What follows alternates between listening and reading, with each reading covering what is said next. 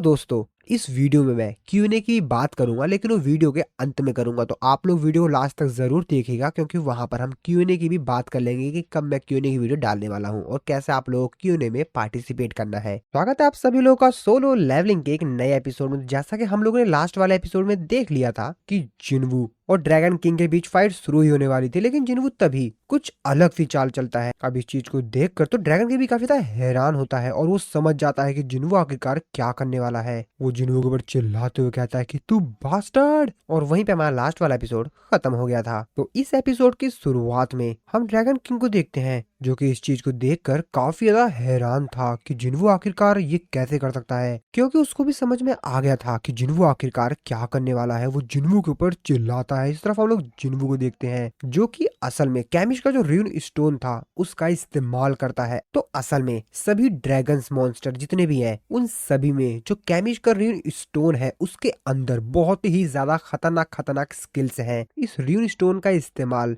एक दोस्त की तरह भी किया जा सकता है और एक दुश्मन की तरह भी, यानी कि इस र्यून स्टोन का इस्तेमाल जिसके अंदर सबसे ज्यादा खतरनाक स्किल्स हैं, उसका इस्तेमाल अच्छाई के लिए भी किया जा सकता है और बुराई के लिए भी। उस स्टोन का इस्तेमाल करता है और बहुत तेजी से चिल्लाता है। उसकी दहाड़ इतनी ज्यादा तेज थी कि आसमान में चारों तरफ उसकी आवाज से वेव प्रोड्यूस हो जाती है। वो इतनी ज्यादा खतरनाक वेव प्रोड्यूस होती है कि आसमान में जितने भी मॉन्स्टर्स उड़ रहे थे वो मर जाते हैं। और ये तो कैमिश का जो र्यून स्टोन है उसके अंदर जो खतरनाक स्किल है उसका सिर्फ एक अंश है, सिर्फ एक हिस्सा ही है। अभी तो बहुत ज्यादा पावर उसके अंदर।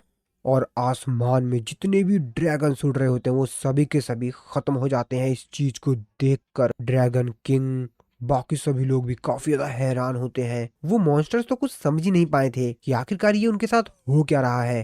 अब इस चीज को देखकर तो ड्रैगन किंग भी काफी ज्यादा हैरान होता है। वो अपने मन में सोचते हुए कहता है, ड्रैगन तो सिर्फ एक हिस्सा है, क्या ये युगुनों को भी कंट्रोल कर सकता है? और ड्रैगन किंग बस ये सोच ही रहा था कि जब ये जिनवू लाइट की स्पीड से उसके पास आता है और उसको पकड़ के कहता है कि चलो मेरे पीछे चलो, ड्रैगन किंग तो काफी ज्यादा हैरान होता है कि अब ये यहाँ पर कैसे आ गया और अब ये मेरे को कहाँ पकड़ के ले जा रहा है। और जिनवू उसको एक दूसरी जगह पे ले जा रहा होता है। अब इस चीज को देखकर तो वो भी काफी ज्यादा हैरान होता है। अपने मन में सोचते हुए कहता है कि आखिरकार ये क्या करने की कोशिश कर रहा है, कि ये क्या सोच रहा है। वो कुछ समझ के कुछ रिएक्ट कर पाता उससे पहले ही जिनवू उसको दूसरी जगह पर ले जाता है। तो एक्चुअल में जिनवू उसको अर्थ की दूसरी साइड, जहाँ पर उसने अपना घर बनाया था, मतलब बेरू ने जो उसका महल बनाया था, वही उसी जगह पर ले आया होता है। इस जगह पर आने के बाद तो ड्रैगन किंग भी काफी ज्यादा हैरान होता है कि आखिरकार ये मेरे को कहाँ पर ले आया। वो आसपास का नजारा देखता है, कहता है कि हम लोग कहाँ पर है। जिनू उसको बताता है कि हम दुनिया की दूसरी साइड पर हैं, चिंता मत करो, ये मेरी जगह है। ड्रैगन किंग जिनवू से कहता है कि मानता हूँ कि तुमने वॉर को अच्छी तरीके से लड़ा, लेकिन तुम्हारे जितने भी शैडो सोल्जर्स थे वो तुम्हारी माना का ही तो इस्तेमाल कर रहे थे, और जितना तुमने उम्मीद की थी उससे बहुत ज्यादा तेजी से तुम्हारी जो माना है वो खत्म हो गई। और तुम उनका जितना और भी इस्तेमाल करोगे तुम्हारी माना और भी तेजी से खत्म होगी। ये तो काफी ज्यादा स्मार्ट बात है ना कि तुम मेरे को यहाँ पर ले आए। ये चालाकी तो तुमने काफी अच्छी दिखाई है। और तभी वो जिनू का कैसल देखता है, यानी कि महल। वो कहता है कि ये तुम्हारा कैसल है? जिनू से कहता है कि हाँ मेरा ही है। क्यों? वो जिनू से कहता है कि तुम जैसे इतने बेहतरीन शैडो मोनार्च के लिए ये छोटा नहीं है। जिनू कहता है क्या, तो तुम भी कुछ ऐसा ही सोचते हो? और फिर जिनवू अपना डैगर निकालता है और अपने असली फॉर्म में आने लगता है, क्योंकि अब वो यहाँ पर ड्रैगन किंग से फाइट करने वाला है। जिनवू से कहता है कि वैसे ये जगह तुम्हारे मरने के लिए काफी अच्छी है ना, छोटी तो नहीं पड़ेगी ना। ड्रैगन किंग भी समझ जाता है कि जिनवू अब फाइट के मूड में आ चुका है और इससे बातें करने से बेहतर है कि वो भी फाइट का इंतजाम कर ले, और इसीलिए वो भी अपने आप को ड्रैगन में ट्रांसफॉर्म कर रहा होता है। वो जिनवू से कहता है, ओ तो ये लड़ाई इस बात पर निर्भर करती है कि क्या मैं तब तक टिका रहूंगा जब तक कि मेरे सैनिक मेरे को ढूंढ नहीं लेते। तो ठीक है फिर। और फिर वो भी ड्रैगन फॉर्म में ट्रांसफॉर्म हो जाता है। जिनवू और उसके शैडो सोल्जर तो उसके सामने छोटे से बच्चे लग रहे थे, उसके साइज के सामने तो ये लोग कुछ भी नहीं थे। और जिनवू अपने शैडो सोल्जर के साथ तैयार था उससे लड़ने के लिए, क्योंकि अब ये लड़ाई बहुत ही ज्यादा दिलचस्प होने वाली है। इस तरफ हम लोग देते हैं मिसिस सैलनर को, जो कि बिल्डिंग के बाहर देख रही थी। आसपास का नजारा देखकर वो भी काफी ज्यादा हैरान थी, क्योंकि आसपास सिर्फ लड़ाई के बाद होने वाली जो तबाही थे उसके ही नजारे थे। चारों तरफ बिल्डिंग्स में आग लगी हुई होती है, बिल्डिंग्स टूटी फूटी हुई होती, चारों तरफ बस चीजें बिखरी हुई थी। वो बाहर का नजारा देखते हुए कहती हैं, ये वॉर पूरे अमेरिका में फैल चुकी है। मिस्टर डेविड जो कि साइड में बैठे हुए होते हैं वो उनका रिप्लाई देते हुए कहते हैं कि माना वेव्स भी पूरी कंट्री में फैल रही है। तो असल में जो मिस्टर सांग जिनवो ने कहा था वो सब कुछ सच हो रहा है। उसने जो भी कहा था वो सच कहा था। लेकिन आखिरकार अब हम लोगों को क्या करना चाहिए? मिसिस सेलनर उनसे कहती हैं, सिर्फ वही इकलौता हंटर नहीं है जो कि लड़ रहा है। पूरी दुनिया भर के जितने भी हंटर्स हैं उन्होंने अपने आप को इस बैटल में झोंक दिया है। वो लोग भी इस बैटल में एंट्री कर चुके हैं। जितना भी पॉसिबल हो सके जैसे भी वो उन सभी की हेल्प कर रहे हैं। ई रैंक के हंटर्स जो कि मामूली लोगों से बस थोड़े से ही ज्यादा ताकतवर होते हैं, और अगर उन लोगों की तुलना नॉर्मल सोल्जर्स से की जाए तो उन लोगों में ज्यादा कोई डिफरेंस नहीं होता है। बस डिफरेंस होता है तो उनके वीपन्स में और उनके आर्मर में, क्योंकि उनके वीपन और आर्मर के अंदर माना होती है और इसीलिए वो समझते हैं कि वो थोड़ा बहुत भी अपना अगर योगदान देंगे इस बैटल में तो उससे बाकी लोगों को काफी ज्यादा हेल्प मिल सकती है। और इसीलिए वो ई रैंक के होने के बावजूद भी इस बैटल में थोड़ी बहुत ही सही लेकिन कंट्रीब्यूशन तो कर ही रहे हैं। यहाँ तक कि जो सी रैंक के और डी रैंक के हंटर्स जो कि ई रैंक के हंटर से बस थोड़े से ही ज्यादा ताकतवर होते हैं वो लोग भी अपना पूरा योगदान दे रहे हैं। जहाँ पे ई रैंक के हंटर्स सिर्फ एक बार में एक बीस्ट को मार पा रहे हैं, जबकि डी रैंक के हंटर एक बार में 3 बीस्ट को, जबकि सी रैंक के हंटर एक बार में 10 बीस्ट को। हालांकि इन लोगों में उतना ज्यादा डिफरेंस नहीं है। यहाँ तक कि जो एस रैंक के हंटर हैं वो भी ज्यादा कुछ नहीं कर पा रहे हैं। वो भी इन लोगों से बस थोड़े से और ज्यादा बीस्ट को एक बार में मार पा रहे हैं। हाँ, मैं मानती हूँ कि ये सभी के सभी 1000 से भी ज्यादा बीस्ट को मार सकते हैं और हो सकता है कि ये उससे भी ज्यादा बीस्ट को मार पाए, लेकिन अंत में तो इन लोगों को मरना ही है ना। और आसमान में जो अनगिनत सितारे हैं, स्टार्स हैं, उन्हीं के साथ इन लोगों को मिल जाना है, क्योंकि इससे कोई भी फर्क नहीं पड़ता है कि ये कितने सारे बीस्ट को मारते हैं। आखिरकार ये सभी लोग मारे जाएंगे, ये सभी लोग मर जाएंगे एंड में, क्योंकि बीस्ट इन लोगों से ज्यादा ताकतवर है। और जब ये लोग स्काई में जो स्टार है उसमें ऐड हो जाएंगे और तब भविष्य की उम्मीद जागेगी और शायद लोग इसे ही आशा कहते हैं। इस तरफ मिस्टर च्यूल के पास उनका असिस्टेंट आके उनको बताता है कि सर, हम लोगों को बताया गया है कि मिस्टर सांग जुन वू ने सक्सेसफुली उस मोनार्च को कैप्चर कर लिया है। वो इस समय जापान के कोने में एक आइलैंड है वहां पर है। तो ये उसी जगह की बात कर रहा था जहाँ पर बेरू ने जिनवू के लिए एक छोटा सा, एकदम छोटा सा कैसल बनाया था। ये बात सुनकर मिस्टर चिल अपने मन में सोचते हुए कहते हैं कि मिस्टर सांग जिन वू ने मुझे एक बार बताया था कि एक बहुत बड़ा आइलैंड जो कि कई किलोमीटर में फैला हुआ है और उसके अंदर से बहुत ज्यादा अमाउंट में माना रिलीज हुई जब जाइंट से भरा हुआ एक बहुत बड़ा गेट कोलैप हो गया। और अगर वो दोनों अपनी पूरी पावर से भी लड़ते हैं तो भी जो नुकसान होगा वो कम से कम होगा। तो इसीलिए मिस्टर सांग जिन वू हर समय छिपे रहते थे, वो वहीं पे रहते थे। अब मेरे को समझ में आया कि मिस्टर सांग जिन वू हरदम कहाँ रहते थे। वो बिना बताए कहाँ चले जाते थे। उनका असिस्टेंट मिस्टर च्यूल से कहता है कि वैसे क्या हम लोगों को अपने हंटर्स को वहाँ के लिए भेज देना चाहिए। की बात सुन के मिस्टर च्यूल से कहते हैं कि वैसे यूएस में इस समय एस रैंक के और अपर रैंक के जो हंटर्स है वो नहीं है। वैसे आखिरकार किसको उस आइलैंड में भेजना चाहिए? मेरे हिसाब से कुछ ई रैंक के हंटर्स, हाँ, कुछ ई रैंक के हंटर्स को उस आइलैंड पे भेजना चाहिए। वो अपने असिस्टेंट से कहते हैं कि वैसे क्या तुम जानते हो कि एक समय पर मिस्टर सांग जिन वू भी ई रैंक के हंटर हुआ करते थे। ये बात सुन के वो काफी ज्यादा हैरान होता है। वो कहता है क्या? मिस्टर चिल उससे कहते हैं कि हाँ, हालांकि ये बात सबको नहीं पता है पर ये बात मुझे तो पता ही है। तो इसका मतलब एक ई रैंक का हंटर भी हीरो बन सकता है। इसके बाद अगले सीन में हम लोग जिनवू को देखते हैं जो कि अपने शैडो सोल्जर काइजर के ऊपर बैठकर ड्रैगन किंग के ऊपर अटैक करने के लिए जाता है। लेकिन तभी जिनवू देखता है कि ड्रैगन किंग अपने मुंह से उसके ऊपर अटैक करने वाला है और ड्रैगन किंग जिनवू के ऊपर वो अटैक कर पाता उससे पहले ही बेलियन अपनी स्वॉर्ड को जंजीर बनाकर ड्रैगन किंग के मुंह को ही ब्लॉक कर देता है और ड्रैगन किंग को ना चाहते हुए भी उस अटैक को रोकना पड़ता है। ड्रैगन किंग इससे काफी ज्यादा बौखला जाता है और वो गुस्से में कुछ और कर पाता है इससे पहले ही जिनवू के बाकी जो शैडो सोल्जर होते हैं वो पीछे से आके उसकी पूंछ पकड़ लेते हैं और उसके बाकी शरीर को वो लोग कैप्चर कर लेते हैं। चारों तरफ से वो उसको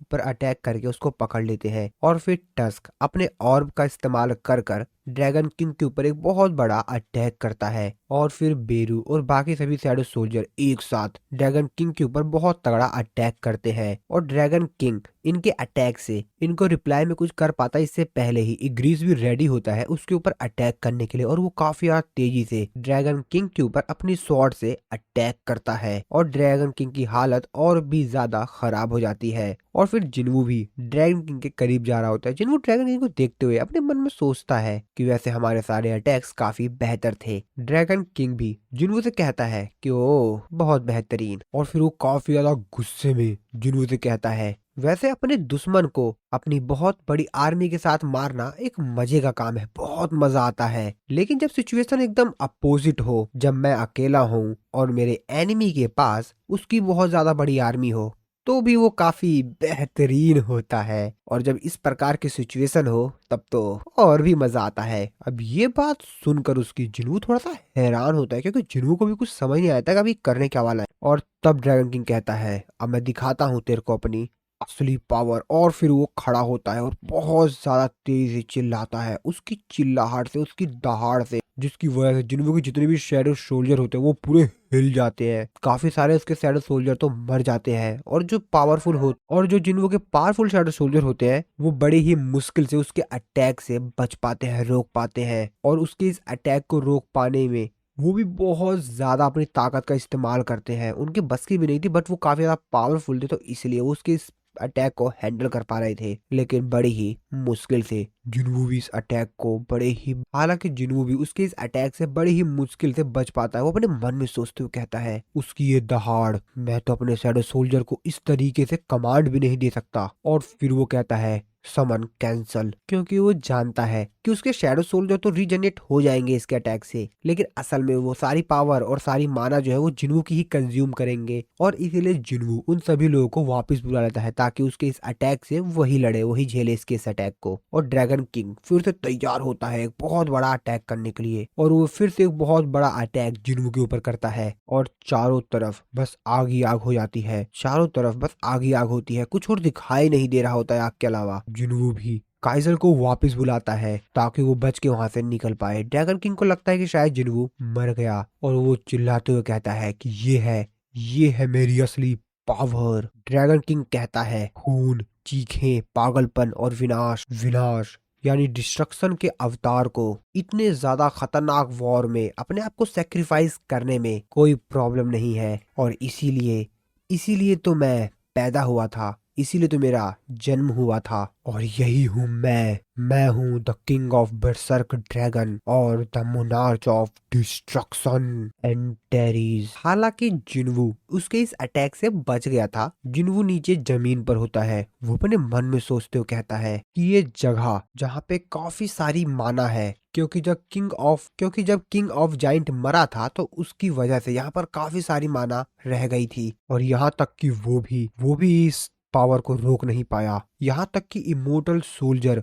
वो भी इसकी फायर ब्रीथ के ब्लास्ट को रोक नहीं पाए, संभाल नहीं पाए। और फिर ड्रैगन किंग अपने नॉर्मल रूप में वापिस आ जाता है। वो जिन्वू से कहता है तुमको इतना ज्यादा नर्वस होने की जरूरत नहीं है शैडो मोनार्च, हालांकि मैं इसके आगे भी तबाही मचा सकता हूँ और भी ज्यादा खतरनाक सिचुएशन हो सकती है, लेकिन इस टाइम मैं तुम्हारे पास अब एक इच्छा के साथ आया हूँ, क्योंकि मैं इस बात से काफी ज्यादा इम्प्रेस हुआ कि आखिरकार तुमने मेरी लिमिट को कितना ज्यादा क्रॉस किया। तुमने मेरे को अपनी असली पावर दिखाने के लिए मजबूर कर दिया। इस बात से मैं काफी ज्यादा इम्प्रेस हूँ और इसीलिए मैं तुम्हारे पास एक ऑफर लेकर आया हूँ। और जैसा कि तुम मोनार्च के दोस्त हो, मैं तुम्हारे साथ थोड़ी बहुत बातचीत तो कर ही सकता हूँ ना। जिन्वू भी उसकी इस बात से कुछ समझ नहीं पा रहा होता है, बस वो उसकी बात को सुन रहा होता है। ड्रैगन किंग जिन्वू से कहता है वैसे तुम इस बात को तो पहले से ही जानते होगे, क्योंकि जैसा कि तुमने शैडो मोनार्च की जो मेमोरीज हैं वो अब तुम्हारे अंदर आ चुकी है, तो तुम ये बात तो जानते ही होगे कि जो हमारे असली एनिमी है वो इस जगह पे नहीं है, वो तो आसमान के ऊपर है। द रूलर्स आर्मी, हाँ रूलर्स की आर्मी वही है हमारी असली दुश्मन। और उन लोगों का सिर्फ एक ही मिशन है, एकमात्र मिशन, और वो है उन मोनार्च को मारना।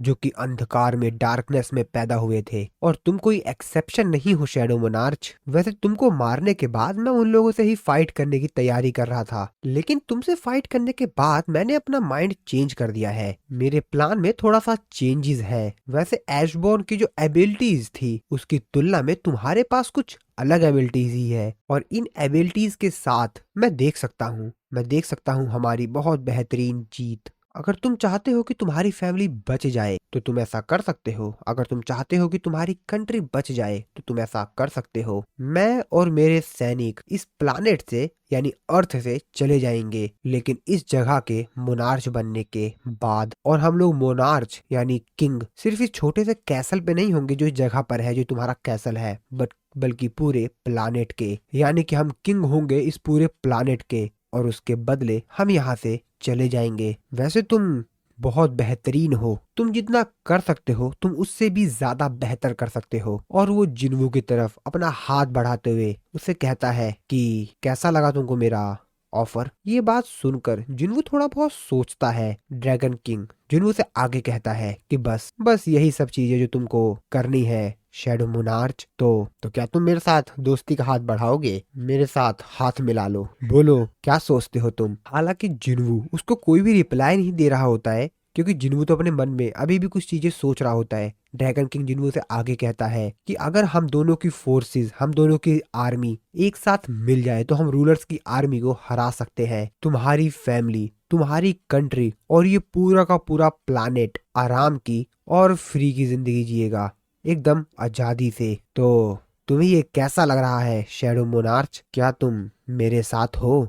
क्या तुम मेरे साथ लड़ोगे? बताओ, क्या तुम मेरे साथ हो? जिन्वू जिन्वू उसको एक स्माइल देते हुए उससे कहता है कि मेरे को हंसाओ मत, मुझे मुझे हंसाओ मत, मुझे हंसी आ रही है। ये बात सुन के ड्रैगन किंग समझ जाता है कि जिन्वू का लड़ने का मूड है। जिन्वू ड्रैगन किंग से कहता है तुम्हें तुम्हें क्या लगा कि मैं किसी एक ऐसे इंसान के ऊपर ट्रस्ट करूंगा जिसकी आंखों में मेरे लिए खून सवार हो, जो कि मेरे को बस मार देना चाहता हो, और मैं एक ऐसे इंसान के ऊपर ट्रस्ट करूंगा? तुमने ये सोच भी कैसे लिया? ड्रैगन किंग हंसते हुए कहता है ओहो, तो इसका मतलब मैं इसको छिपा नहीं पाया। चलो फिर ठीक है, अब तुम्हारे ऊपर किसी भी प्रकार की दया नहीं दिखाई जाएगी। तो आगे की लड़ाई के लिए तैयार हो जाओ शैडो मोनार्च, क्योंकि अब लड़ाई बहुत भयंकर होने वाली है, और अब तो और भी ज्यादा मजा आएगा। और फिर जिन्वू भी तैयार होता है इससे फाइट करने के लिए, और फिर ड्रैगन किंग तैयार हो जाता है जिन्वू के ऊपर अटैक करने के लिए, क्योंकि उसका भी कोई इरादा नहीं था जिन्वू को जिंदा छोड़ने का, क्योंकि जिन्वू ने उसके जो मन की बात थी वो तो समझ ही ली थी कि आखिरकार उसका करने का क्या मूड है, और इसीलिए वो तैयार होता है जिन्वू के ऊपर अटैक करने के लिए। ड्रैगन किंग अपने हाथ को ड्रैगन फॉर्म में ट्रांसफॉर्म करता है और जिन्वू के ऊपर अटैक करता है। हालांकि जिन्वू इसके इस अटैक को डॉज कर लेता है और बाल बाल बचता है। जिन्वू काइजल को यहाँ पर बुलाता है, और फिर ड्रैगन किंग अपने आप को पूरी तरीके से ड्रैगन फॉर्म में कन्वर्ट कर लेता है, और जिन्वू भी काइजल पे बैठकर आसमान की तरफ उड़ जाता है ताकि वो इससे अच्छे से फाइट कर सके। ड्रैगन किंग जिन्वू के ऊपर फिर से अपने फायर से अटैक करता है। हालांकि जिन्वू उसके इस अटैक से बच जाता है, और जिन्वू काफी ज्यादा तेजी से ड्रैगन किंग की तरफ बढ़ता है उसके ऊपर अटैक करने के लिए। वो उसके करीब जाता है और अपने डैगर की हेल्प से उसके शरीर के ऊपर स्क्रैच मारने की कोशिश करता है ताकि उसको घायल कर पाए। लेकिन जिन्वू देखकर काफी ज्यादा हैरान हो जाता है कि उसके अटैक से तो उसको कोई फर्क ही नहीं पड़ रहा होता। और फिर जिन्वू दोबारा से काइजल के ऊपर बैठकर उसके ऊपर फिर से आता है अटैक करने के लिए, लेकिन जिन्वू फिर से काफी ज्यादा हैरान हो जाता है। जिन्वू अपने मन में सोचते हुए कहता है मैं अपने अटैक से इसके बॉडी के ऊपर एक स्क्रैच तक नहीं लगा पाया। ड्रैगन किंग भी जिन्वू से कहता है कि वैसे तुम मेरे को बिल्कुल भी नुकसान नहीं पहुंचा पाओगे इतने छोटे मोटे अटैक से, कोई बड़ा अटैक करो मेरे को अगर नुकसान पहुंचाना है तो, मुझे घायल करने के लिए कोई बड़ा अटैक करो शैडो मोनार्च। और फिर जिन्वू काइजल से बोलता है कि काइजल यहाँ से दूर चलो, और ये चीज देखकर ड्रैगन किंग भी काफी ज्यादा हैरान होता है। और फिर इसी सीन के साथ हमारा ये वाला जो एपिसोड है वो खत्म हो जाता है। तो अब हम लोग बात कर लेते हैं दोस्तों Q&A की। तो Q&A के लिए मैं आप लोगों को बता देता हूँ, आप लोग को एक हैशटैग वर्ड यूज करना है, hashtag Q&A with any explainer, और उसके बाद आप लोग को अपना जो भी सवाल है वो कमेंट में लिख देना है। और अगर आप लोग को लगे कि आपका सवाल पहले ही कमेंट हो चुका है तो आप लोग सिंपली उस कमेंट को लाइक कर दीजिएगा, जिससे कि मैं समझ जाऊंगा कि ये वाला सवाल काफी सारे लोग पूछना चाहते हैं। तो फिर हम लोग Q&A की वीडियो जल्द ही ले आएंगे। और अब हम लोग बात कर लेते हैं हमारे चैनल के मेंबर्स की जिन्होंने मेंबरशिप ली है। तो पहले है लोकेश और सेकंड भी है लोकेश, तीसरे है प्रीतम और चौथे है डार्क रोमियो और पांचवे है अनपैड मूवी और फिर फाइनली 6 है हमारे वेनोम गेमिंग। इन सभी लोगों को थैंक्स। और अगर आप लोग भी हमारे चैनल की मेंबरशिप लेना चाहते हैं तो सब्सक्राइब बटन के बगल में ज्वाइन बटन आता है, वहां से आप लोग ले सकते हैं। तो मिलता हूं मैं आप लोगों को नेक्स्ट वीडियो में।